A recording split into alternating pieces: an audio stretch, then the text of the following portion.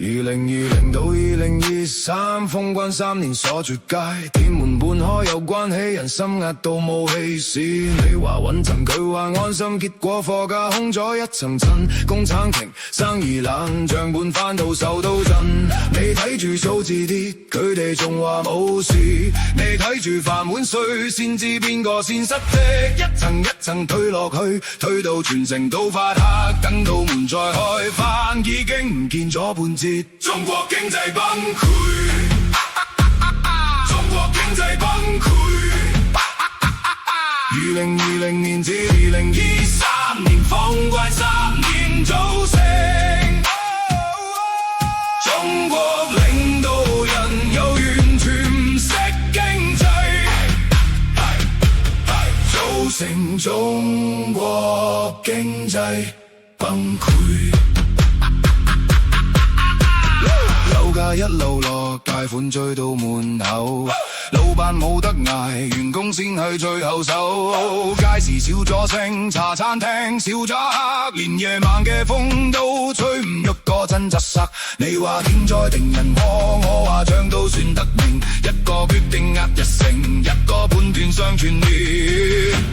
你睇住數字跌，佢哋仲話冇事。你睇住飯碗碎，先知邊個先失職，一層一層推落去，推到全城都發黑，等到門再開翻，已經唔見咗半截。中國經濟崩潰，中國經濟崩潰。